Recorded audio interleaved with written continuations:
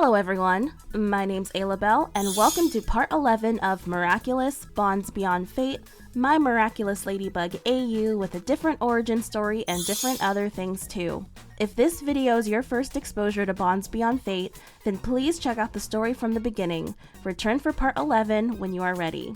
For everyone else, sit back, relax, hit that like button for the algorithm, subscribe for more reviews, rants, and rewrites, put the stack of money emoji in the comments, and enjoy Miraculous Bonds Beyond Fate Part 11. Flashback to the morning after the Akuma attacked near the school. Chloe and Adrien sat in awkward silence as they rode to school in the limousine. Ever since Chloe blew up at Adrien for him seemingly not showing concern for her during the Akuma attack, she had been giving him the cold shoulder. Adrien wasn't used to getting the silent treatment from Chloe, as she was always the person to get the most enthusiastic when in his presence. For as long as he had known her, she had always been super clingy and interested in showing off to him. It was a bit uncomfortable at times to get that kind of attention, but at the same time, there was a cozy familiarity about it. Chloe was reliable, and she was basically his sister, so to have her go longer than 5 minutes in the same proximity and her not addressing him felt unsettling. The girl insisted on looking down at her phone, endlessly scrolling on whatever social media app she had chosen. The entire time, a very prominent scowl was on her face. Adrien couldn't help but stare at her, not knowing what to do or what to say. This whole situation was just so new to him. Finally, he plucked up the courage to speak. "Chloe, whatever you want to say, I don't want to hear it. For the record, I'm still not talking to you, so zip it." She said all of that without breaking eye contact with her phone. "Well, actually," Adrien smiled nervously, "you technically just spoke to me right there." She snapped her head up and glared at him. "And for some reason, you're still talking to me." "Well, yeah, you're my friend." Chloe folded her arms and looked away from him with a pout. Adrien sighed. "All right, if you don't want to talk to me, then just listen. My friends and I, Marinette, Nino, and Alia were wondering, well, if you'd like to hang out with us today." The girl then gave out a squeaky, "Ha! As if I would!" She let out a condescending laugh. "Such an utterly ridiculous idea. Why would I spend any amount of time with commoners and backstabbers? Besides, I know you're only asking because you feel bad about what happened yesterday. Well, for your information, I have no interest in joining your merry band of freaks." Adrien clenched his fists and frowned at her. "I told you to stop talking about my friends that way." "Or else what? You'll backstab me even more? I already know where your loyalties lie, so don't bother with some pathetic threats or ultimatums." "It's not that simple, Chloe. I like you, and I like them. Why can't I have you all as my friends?" Chloe leaned forward and raised her voice to a scream. "Because you can't!" And then, there was silence between the teens as they looked at each other in shock. Adrien wasn't expecting such an outburst, and Chloe couldn't believe that she lost her composure like that. More than that, she saw the hurt look on Adrien's face. As the seconds went on, her face reddened from the thought that her action made her come off as a toddler having a tantrum. She leaned back into the backrest and avoided Adrien's gaze. With a much quieter and defeated tone, she said, "I had you first. Why can't you just be mine? And only mine?" It was then that the limo reached the front of the school and halted. Without waiting for the driver to open the door, Chloe did it on her own as she began to step out. "Wait!" Adrien called out. Chloe paused without looking back at him. "My friends are really nice. Chloe, please hang out with us. I want you there with me." Without saying a word, Chloe made her way out of the car and walked up to the school, leaving Adrien behind. After reaching the top of the steps, Chloe looked over and saw her usual group of admirers and groupies talking amongst themselves. They hadn't even noticed her yet, but in anticipation of the flood of their adoration, Chloe let out a deep breath before putting on her best and fabulously entitled grin. Walking up to them in confidence, Chloe exclaimed, "You can cease the worthless chatter. Your queen has arrived." For a moment, they all looked over at her with looks of discontent and annoyance before promptly ignoring her and continuing their chat. Chloe blinked in confusion. She cleared her throat. "Ahem! Excuse me! I'm standing right here. Quit your yapping and pay attention to me." "Oh, we heard you, Queen Bee," one of the kids said in a sarcastic tone. "We just don't care." What? Chloe shrieked in disbelief. She then gathered herself together and chuckled. "Oh, I get it. It must be opposite day. For a second there, I thought you all forgot your place." "And where exactly is that place, Chloe? Nestled under your prissy little designer shoes? You don't own us." Chloe took a step toward them. Last time I checked, I did." Another one of the kids got between them and addressed the two of them. "Please, let's all just calmly talk about this. I'm sure there's a better way to express—" "No, I've been holding this in for too long. If the jig is up anyway, I might as well get this off my chest. That Akuma attack yesterday made me realize something. Crazy things could happen at any moment, especially with Hawkmoth threatening Paris all the time. Any one of us could literally die. If I end up getting killed, or any of my friends for that matter, I don't want to have the regret of being Chloe Bourgeois's dog and living a lie. I've just got better things to do than entertain her." They pointed at Chloe. By this point, a crowd of other students began to form around them, predictably with their smartphones out recording the whole exchange. Also present was Adrien, who had met up with Marinette and the others. They looked on at the scene, all unsure on whether or not they should intervene or if this needed to happen. Adrien looked on in concern. Moving the kid's hand with the pointed finger out of the way, Chloe began to talk. "Just so you know, the truth is, Chloe," the calmer kid stepped in, "we just don't want to be your friends anymore. None of us do." Chloe looked around at all of their faces. They weren't joking. You're all making a huge mistake. If you walk away from me now, we're through. No more gifts, no more vacations, no more money. We don't want you to give us stuff anymore. Don't get us wrong though, we really like the stuff, but it's just not worth it." Chloe scoffed. "That's cute and all, but I already paid for you." At that moment, the group of teens all threw a bunch of balled up paper at her. The crowd gasped. The paper bounced off of her and fell to the ground. "If you want the gifts back too, we can leave them at your locker if you want." Looking down at the paper in disbelief, she crouched down and picked up one of the balls and uncrumbled it. It was money. Her hand shook as she looked down at it. She then said, "Oh, I get it. I didn't give you enough. Well, there's a lot more money than this. I can always get more." "No, Chloe, we don't want it." "Yes, you do. Everyone likes money, so take it." Chloe tried to shove it in their faces as she began to tear up. Feeling a bit awkward and a bit bad for her, the group of teens looked around at each other. The initially aggressive one sighed. "This is getting sad. See you around, Bourgeois." They then turned around and walked off into the school without her. Gazing on in their direction, Chloe slowly lowered her arm. Relaxing her grip, the money fell back onto the floor with the rest of it. Adrien took a step towards her. "Chloe." But before he had a chance to console her, Chloe turned around to face everyone with a menacing smile as she cackled. Good riddance to them, honestly. I was looking to get new friends anyway. They just saved me the trouble. Addressing the crowd, she said, "I hope you all got my good side during all of that. I'd hate the world to see this beautiful face in such an unflattering light. Just make sure to hashtag Chloe Bourgeois when you upload your videos. By the way, if any one of you want this money, you can have it. I don't need it. Now none of you can say that I'm not a generous queen." She forced another laugh. "Anyway, I've wasted enough time here as it is. Sit there and gawk at where I stood as long as you want. I'm heading inside." For a split second, right as she turned around to face the open doors of the school, Adrien could see Chloe's mouth turn down into a frown before she sauntered in.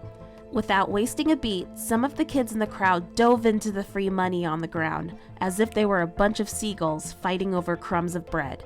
Along with that sad scene was that of some other kids who were recording Chloe's exit on their phones.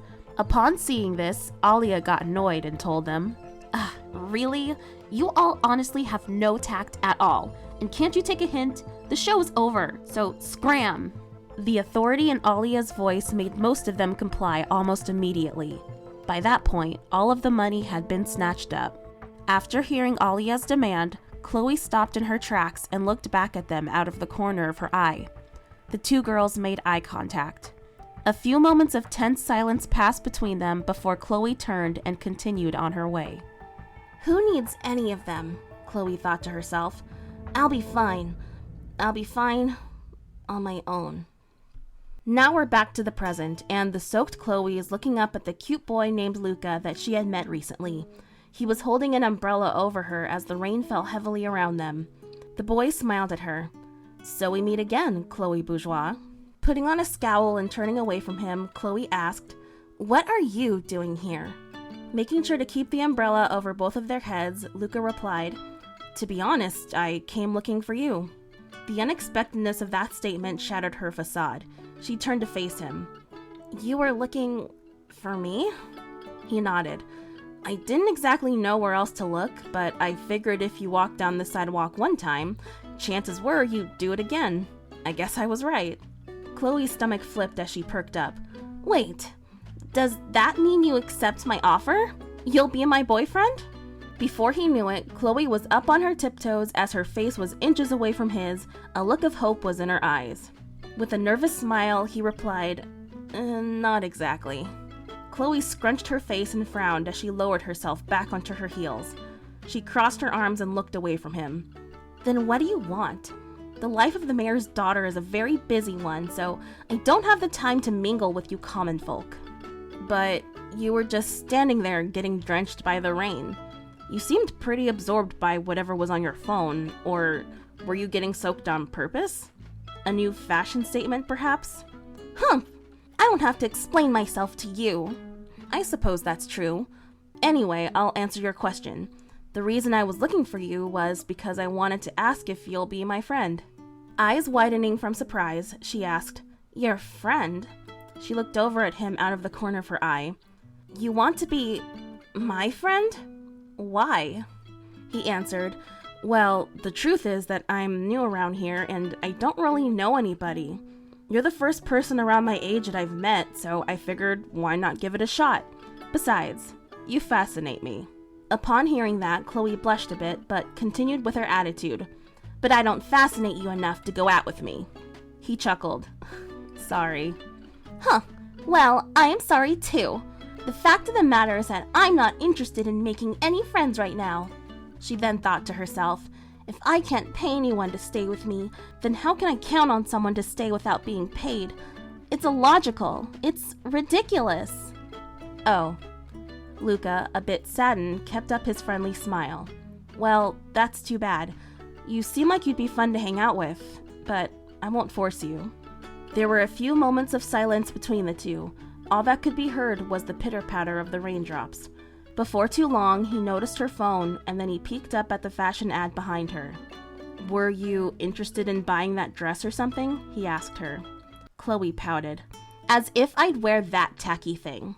Of course, I'd look amazing in it, but it's beneath me.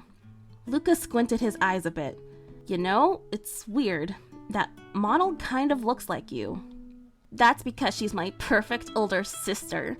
If you knew anything about anything, you know that. She told him through her teeth. I'm sensing a bit of hostility there, Luca pointed out. Excuse me. You and we're not friends, so stop trying to pry into my personal life. Sorry about that. I didn't mean to make you upset, he told her. You're right. You and I are basically strangers, but isn't that all the better for you? What do you mean by that? She asked him. If you can't talk to people you know and trust about your problems, then sometimes it's easier to talk about them with a stranger. That way, you won't have to worry about being judged by someone that matters, and you can talk about what's on your mind. It's better to get all of that negativity out of you in a healthy way, you know? Chloe stood there and thought about it. Her lips curled and twisted, not knowing what to say. All the while, Luca continued to give her his friendliest smile and waited for her patiently. Gripping her phone tightly, Chloe, who was feeling a bit nervous as her face began to flush, began to say, Well, the thing is, She raised her voice at him.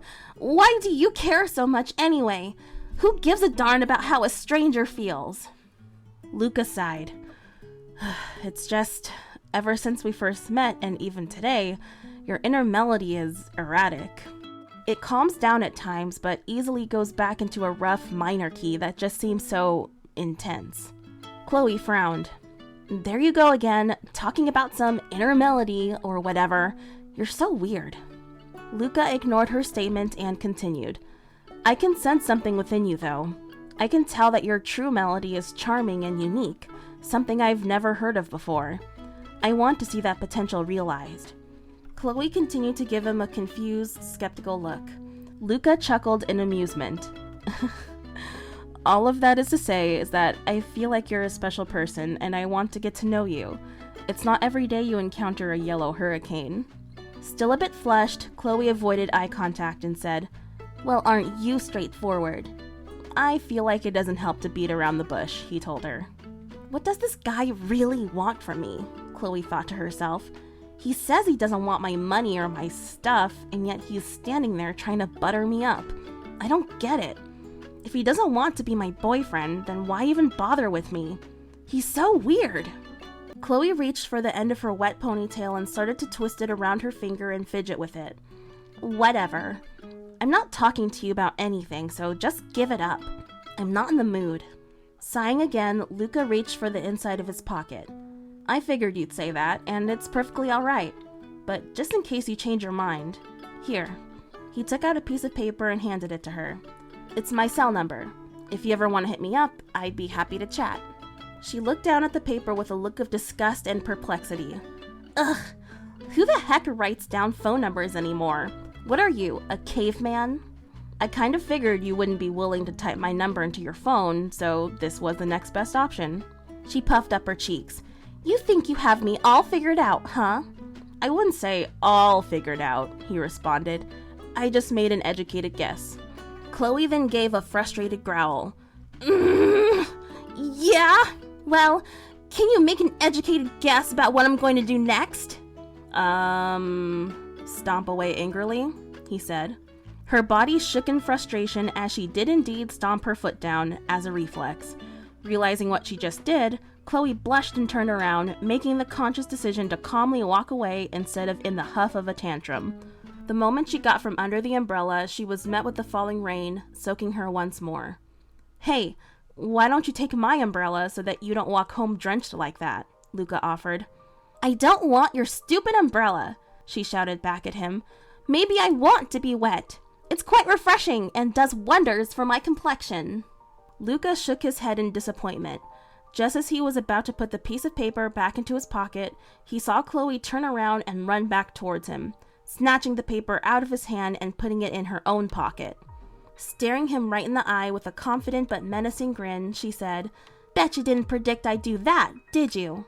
Luca blinked in honest surprise. As she spun around to walk away again, Chloe told him, Chloe Bourgeois cannot be easily defined or put into a little box. I promise I'll keep surprising you. Because...